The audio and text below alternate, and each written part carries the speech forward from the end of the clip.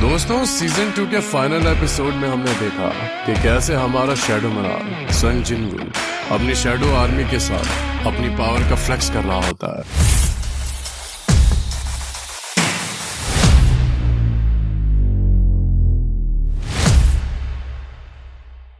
Chapter की शुरुआत होती है माइकल के साथ में, जो एक औरत की बात कर रहा होता है जिसका नाम मिस सेलनर होता है। उसके पास एक शक्ति होती है जिससे वो किसी भी अवेकेंड बीइंग की एनर्जी जगा सकती है।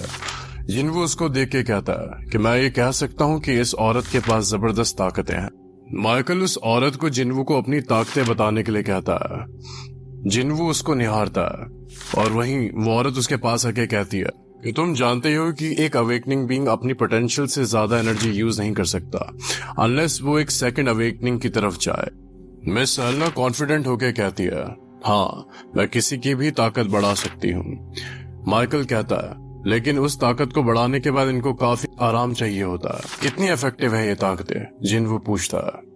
कहती है ये तो इंडिविजुअल पे निर्भर करता है, उसकी पोटेंशियल अगर वो चाहे तो 20 या 30% बढ़ा सकती है। जिनवू ये सुन के काफी शॉक हो जाता है। ऐसा ऑफर भला कौन ठुकराएगा?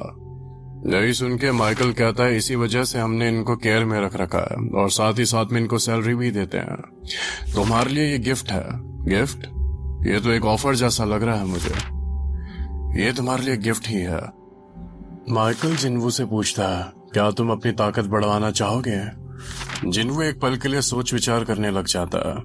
तभी सेलनर उसका हाथ पकड़ती है और कहती है, इसको करने के 3 स्टेप्स हैं। सेलनर मन में सोचती है कि पहला स्टेप करते ही ये खुद हमारे पास भागा चला आएगा। जैसे ही सेलनर उसको टच करती है, उसको अचानक से एक काफी स्ट्रेंज फील होता है और वो देखती है अंधेरा। ऐसा अंधेरा जो उसने पहले कभी महसूस नहीं किया। उसी अंधेरे में वो जिनवू को देखती है और जिनवू भी उसे वैसे ही देख रहा होता है। वो बहुत ज्यादा डर जाती है कि तभी सारे के सारे सिक्योरिटी गार्ड्स जिनवू पे गन पॉइंट करने लग जाते हैं। तभी माइकल कहता है, क्या कर रहे हो ये तुम? क्या तुम जानते नहीं वो कौन है? ये सब देख के जिनवू हैरान हो जाता है। माइकल कहता है, तुमको मालूम भी है इसकी जगह अगर कोई और हंटर होता अभी तक तुम मारे जाते। वहीं मिस सेलनर से सब हालचाल पूछने लग जाते हैं। यह देख के माइकल कहता है, क्या किसी और दिन मीटिंग रख सकते हैं हम संग जिनवू? वो एडम से कहता है, जाओ जाके संग जिनवू को बाहर कार तक छोड़े आओ। मिस सेलनर के हाल भाव उड़े रहते हैं। वो कहती है, ये किंग है, उसने आज तक ऐसी चीज नहीं देखी थी। वो कहती है, सच कह रहे हो, मैंने ऐसी चीज कभी नहीं देखी।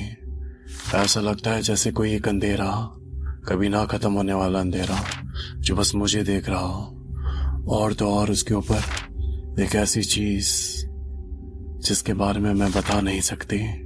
तभी जिनवू जो है कार में बैठता है और वो चला जाता है। कुछ ही दूरी तय करने के बाद जिनवू को गुनही का कॉल आता है। गुनही काफी परेशान सा नजर आता है क्योंकि एक लोकेशन पे ब्लू गेट खुला होता है और वहां आसपास कोई भी हंटर मौजूद नहीं होता सिवाय संग जिनवू के। जैसे ही जिनवू आगे देखता है तो वो देखता है कि पूरा ट्रैफिक जैम होता है। आगे जाके सारे लोगों की भीड़ लगी रहती है। वहां वो देखता है कि एक ब्लू गेट खुला हुआ है। हालात के जायजा लेने के लिए वो जाता है ब्लू गेट की तरफ। तभी उसको एक गेट कीपर रोक लेता है। वो कहता है, सर आप बिना परमिशन अंदर नहीं जा सकते। ध्यान से देखने पर उसको पता लगता है कि वो कोई और नहीं हंटर संग जिनवू है। वहां पर सभी लोग नफरत की निगाहों से संग जिनवू को देखते हैं क्योंकि उनका मानना था कि इसकी वजह से ही काफी लोग जेजू आइलैंड पे मरे। जिनवू ब्लू गेट के अंदर चला जाता है। उसके जाते ही गेट रेड हो जाता है और गेट कीपर की आंखें फटी की फटी रह जाती है। जिनवू अंदर जाते ही देखता है गेट तो रेड हो गया, लगता है मुझे ही कुछ करना पड़ेगा। अब कहानी आ जाती है वहीं पुराने सीन पे दोस्तों, जहाँ जिनवू की शैडो आर्मी का मुकाबला अलग अलग क्रिएचर्स से होता है और एक एक करके सारे क्रिएचर्स शैडो वॉरियर्स के हाथों मारे जाते हैं। जिनवू ये नजारा देख ही रहा होता है। तभी बेरू आखिरी क्रिएचर को भी मार देता है। देखते ही देखते सारे क्रिएचर्स खत्म हो जाते हैं। अंत में दिखाया जाता है हंटर्स को। उसके बाद कहानी जाती है एक ऐसी जगह जहाँ पर हमारे को एक इंसान को दिखाया जाता है। वो इंसान किसी को देख के काफी ज्यादा डरा हुआ होता है। वो देखता है कि ये एंटिटी कौन सी है। वो और कोई नहीं फ्रॉस्ट मोनार्क होता है, जो कि बात कर रहा होता है योगामन से किसी ईस्ट आइलैंड और शैडो मोनार्क के बारे में।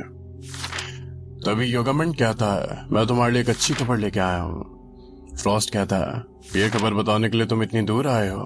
तभी फ्रॉस्ट मोनार्क को किसी की प्रेजेंस महसूस होती है और चलने की आवाज भी आने लगती है। वो कैरेक्टर दिखने में बिल्कुल हुबहू जिनवू जैसा होता है।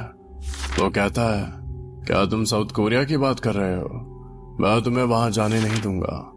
फ्रॉस्ट मोनार्क कहता है, तुम कर भी क्या सकते हो? तभी दोनों में लड़ाई होना स्टार्ट हो जाती है और काफी ही इंटेंस बैटल स्टार्ट होने लगती है। तभी जो मिस्ट्री कैरेक्टर होता है वो चार्ज करता है फ्रॉस्ट मोनार्क पे। फ्रॉस्ट मोनार्क एक बर्फ की चट्टान बना के समहाउ एस्केप कर लेता है। वो देखते ही देखते पोर्टल से वापस चला जाता है और तभी कहानी डायरेक्ट होती है रेड गेट की तरफ, जहाँ पर सारे गेट कीपर्स अभी भी फिलहाल गेट के बाहर खड़े हैं। गेट के अंदर फाइनल बॉस आ चुका होता है और वो जिनवू की तरफ देखता है। वो अपने बच्चों को मरता हुआ देख काफी आग बबूला हो जाता है और फिर वो कहता है, क्या तुमने मारा मेरे बच्चों को? और कहता है, ये तुम्हारी आखिरी लड़ाई होने वाली है। जिसे सुन के जिनवू के चेहरे पे हंसी आ जाती है। वो कहता है, तुम काफी मजाकिया हो। धीरे धीरे फाइनल बॉस उसकी तरफ बढ़ता है और शैडो आर्मी उसको मारने के लिए तैयार रहती है। भाई ये सीन क्या बैडास होता है। इसमें आयरिस, टस्क, आयरन और बेरू जिनवू के साथ में खड़े रहते हैं। ये सब देख फाइनल बॉस हैरान सा हो जाता है। वो कहता है, ये क्या चल रहा है? फाइनल बॉस आगे की तरफ बढ़ता है, साथ ही साथ में उसके कुछ क्रिएचर्स जो उसके फौज में होते हैं वो भी जिनवू की शैडो आर्मी पर अटैक कर देते हैं।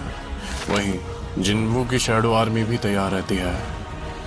सारे के सारे शैडो वॉरियर्स अपना गार्ड लेते हैं और लड़ाई स्टार्ट होने लग जाती है। लड़ाई के दौरान फाइनल बॉस को और गुस्सा आने लग जाता है क्योंकि सारे के सारे शैडो वॉरियर्स उसी को टारगेट करते हैं।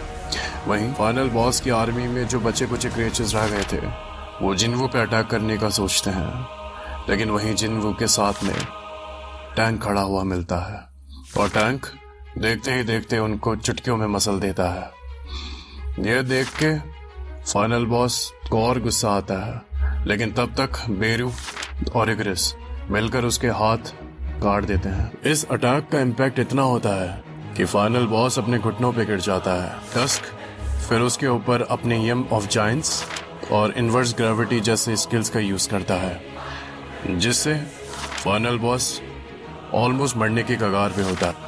जिनवू उसको देख के कहता है, अब तुम्हारे को मेरे सवालों के जवाब देने पड़ेंगे। तभी सिस्टम इंटरफेयर करता है और फाइनल बॉस मर जाता है। वो कहता है, आज फिर सिस्टम ने इंटरफेयर किया, लेकिन एक ना एक दिन मुझे पता चल ही जाएगा। जिनवू चाबी को देख ही रहा होता है, तभी उसको स्क्रीन पर नोटिफिकेशन दिखता है, तुम्हारी मिनिमम रिक्वायरमेंट्स पूरी हो चुकी है। और उसको फिर उस डंजन का ख्याल आता है, वही डंजन जहाँ से उसकी सफ़र की शुरुआत हुई थी। वो कहता है, ये डंजन मुझे अपने पास बुला रहा है। पहले मैं कमज़ोर था, लेकिन अब मैं ताकतवर बन चुका हूँ, तो फिर देर किस बात की, मैं आ रहा हूँ। ये कह के जिनवू आगे बढ़ जाता है और वो बीच रास्ते में कहता रहता है कि मेरा इंतज़ार करो, मैं आ रहा हूँ। जिनवू जैसे ही डंजन का दरवाज़ा देखता है, उसका कुछ हेल्यूसिनेशन सा होने लग जाता है। उसके सामने वही पुराने ख्याल आने लगते हैं जब उसने फर्स्ट टाइम डंजन के अंदर कदम रखे थे। そうだ、一つ目の掟って何でしたっけ？掟？一つ目は確か神を消す。 अंदर जाते ही जिनवू की नज़र स्टैचूज पे पड़ती है और वो वही स्टैचू होता है जिसकी एक काफ़ी क्रीपी सी स्माइल होती है।